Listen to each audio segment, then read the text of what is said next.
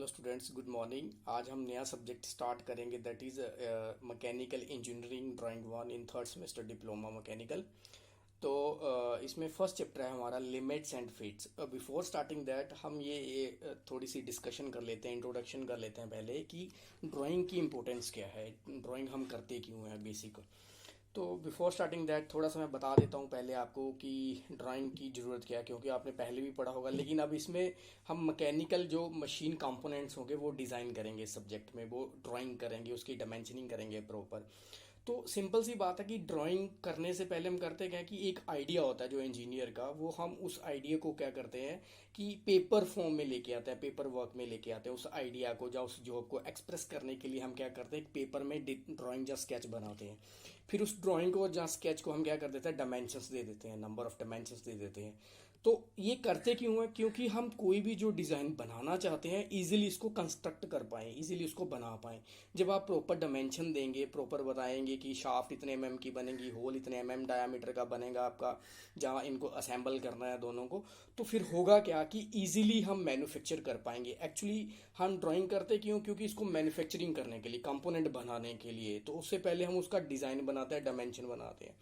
और इसी ड्राइंग को हम क्या करते हैं, जो मेरी वर्कशॉप होती है, यहाँ पे हमारे वर्कर्स काम करते हैं, उन्हीं को फॉरवर्ड कर देते हैं। अब देखो, अगर आपका डिज़ाइन गलत है, जहाँ आपकी डायमेंशन प्रॉपर नहीं है, जहाँ माइनर सी कोई मिस्टेक हो जाती है, तो अल्टीमेटली होगा क्या, लॉस हो जाएगा मनी का, लेबर का, टाइम का एंड मटेरियल का। तो इन सब चीज़ों को अवॉइड करने के लिए हम क्या करते हैं, एग्जैक्ट ड्राइंग बनाने की कोशिश करते हैं। अब ये होता कैसे, फॉर एग्जांपल एक मैं छोटी सी एग्जांपल ले लेता हूँ कि एक वर्कर सुबह से काम कर रहा है, उसकी 8 घंटे की शिफ्ट है, वो सुबह से एक ही काम कर रहा है कॉन्टिन्यूसली, राइट। अब ये तो है नहीं कि जो सुबह उसकी एफिशिएंसी होगी वो शाम को भी वही सेम एफिशिएंसी रहेगी उसकी। तो कहीं ना कहीं एफिशिएंसी वर्कर की, मशीन की भी कहीं ना कहीं ड्रॉप आउट होना शुरू हो जाता है with respect of the time.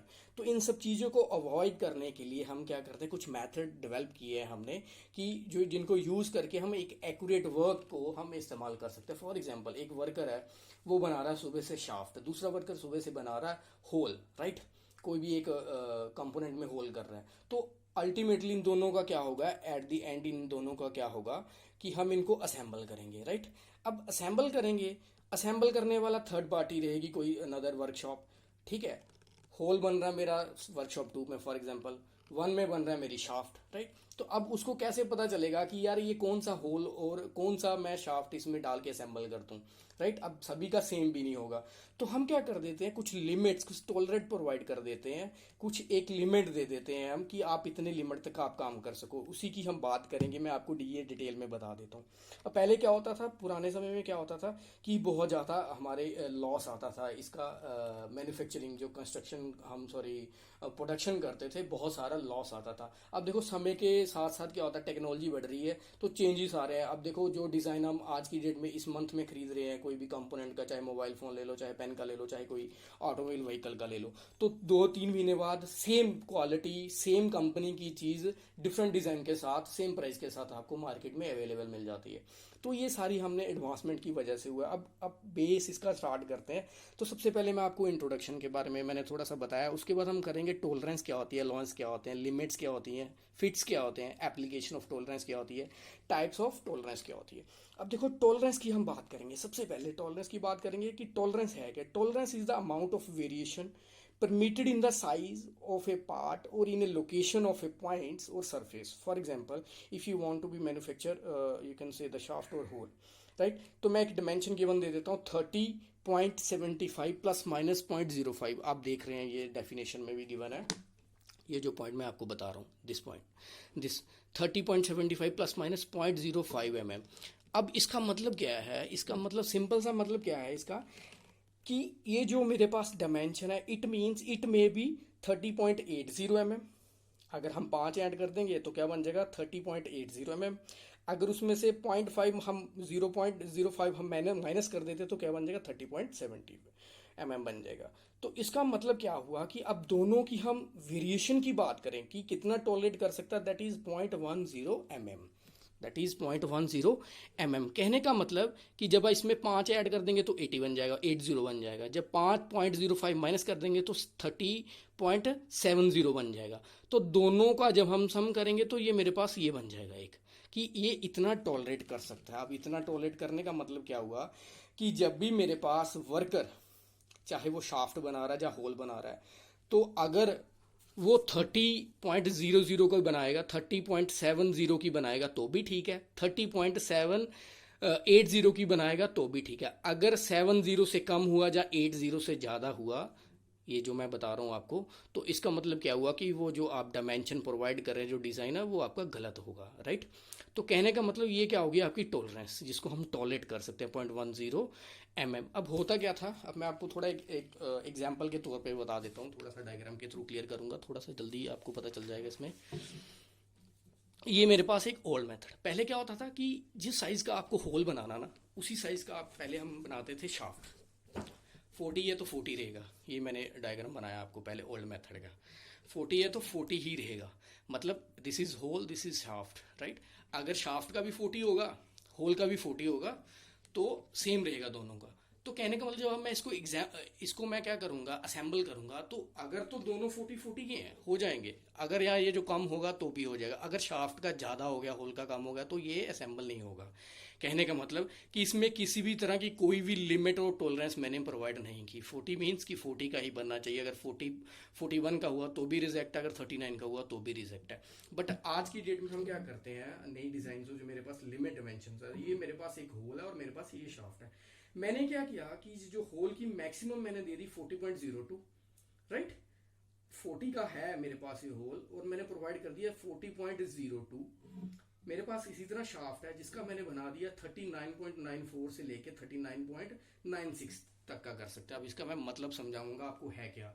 अब देखो शाफ्ट की टॉलरेंस क्या हुई, ये नीचे वाले पॉइंट पे आ जाओ। शाफ्ट की टॉलरेंस 39.96 माइनस 39.94, ये इसकी टॉलरेंस है। मतलब 96 का भी चलेगा, 94 का भी चलेगा, दोनों को माइनस करेंगे तो 0.02 बन जाएगा। That is the tolerance of shaft, कि शाफ्ट 0.02 mm की टॉलरेंस कर सकती है। अब होल का क्या, मैक्सिमम कितना 0.02, मिनिमम कितना 40.00, तो इसकी भी टॉलरेंस कितनी होगी 0.2 होगी। अब अलाउंस क्या होगा, मैक्सिमम साइज ऑफ क्या होगा आपका शाफ्ट का रहेगा, जहां जहां पे हम टॉलरेट कर सकते हो एवरेज साइज, दैट इज 40, और इसका मैक्सिमम साइज जो होगा दैट इज फॉर शाफ्ट, वो आपकी अलाउंस बन गया 0.04। इसका मैं डीप कॉन्सेप्ट आपको नेक्स्ट वीडियो में दिखाऊंगा, वीडियो नंबर 2 में। अब फिलहाल इसी पॉइंट को अंडरस्टैंड कीजिए। मैक्सिमम क्लियरेंस क्या होगी, सबसे ज्यादा बड़ा होल, सबसे छोटी शाफ्ट, वो बन जाएगी मैक्सिमम क्लियरेंस। मिनिमम क्लियरेंस क्या हो जाएगी, सबसे छोटा होल और सबसे बड़ा शाफ्ट आपका, दैट इज मिनिमम क्लियरेंस। कहने का मतलब कि अगर आपका होल सबसे बड़ा होगा, शाफ्ट छोटी होगी, तो उसको हम लूज फिट बोल देंगे। होल आपका बड़ा होगा, शाफ्ट आपकी छोटी होगी, तो उसको बोल देंगे लूज फिट, राइट। ये फिट्स में आपको डिटेल में विद डायग्राम आपको एक्सप्लेन कर दूंगा, फिलहाल ये कॉन्सेप्ट समझाने के लिए, राइट।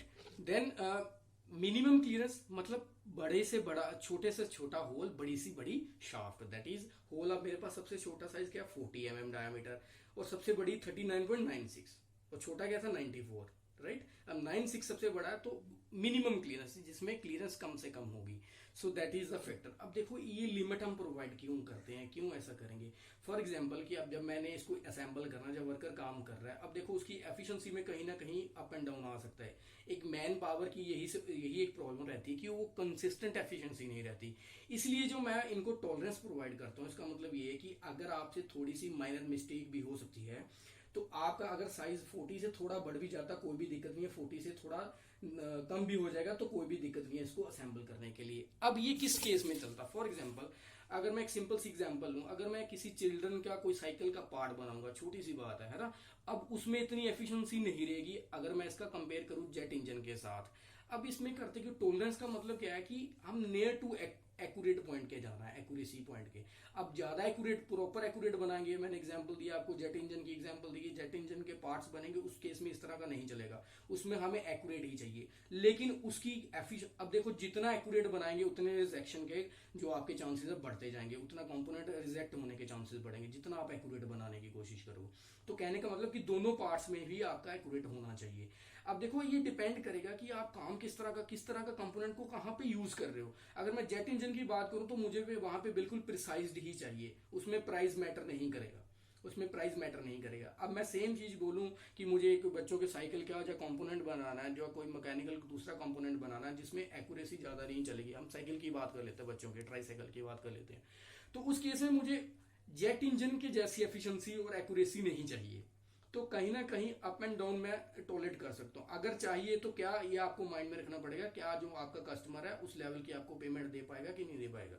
आप इतना प्रिसाइज एक्यूरेट काम कर रहे हो, मशीन का इस्तेमाल कर रहे हो, राइट, तो उसके लिए आपका जो खर्चा है वो बढ़ जाएगा, काम करने का मेथड भी बढ़ जाएगा, आपको स्किल्ड लेबर चाहिए होगी।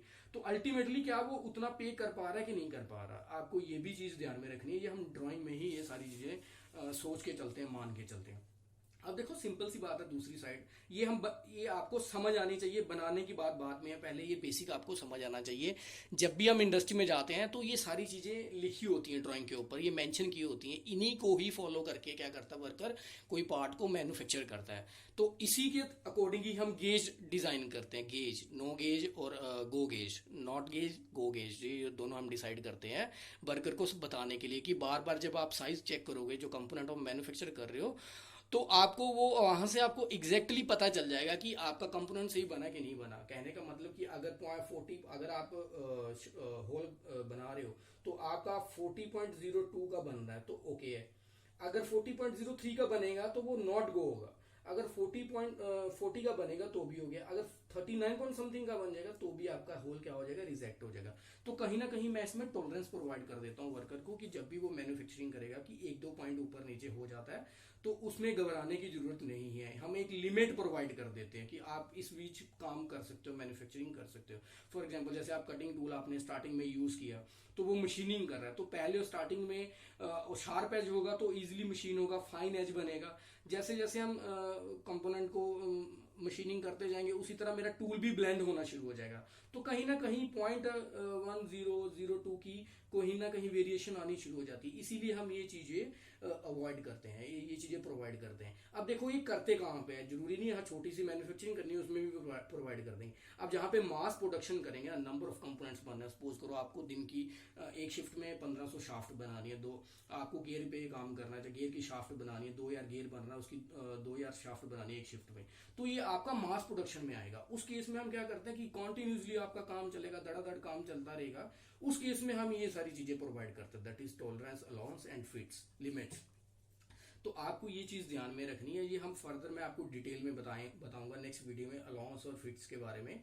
तो टॉलरेंस आप बोल सकते हैं कि ये जो जितनी ज्यादा आप क्लोजर टू टॉलरेंस होंगे, हाई टू द कोस्ट होगा, ये याद रखना है। Closer to the tolerance, high to the cost and greater the chance of rejection, उतने ज्यादा चांसेस आपके रिजेक्शन के बढ़ जाएंगे।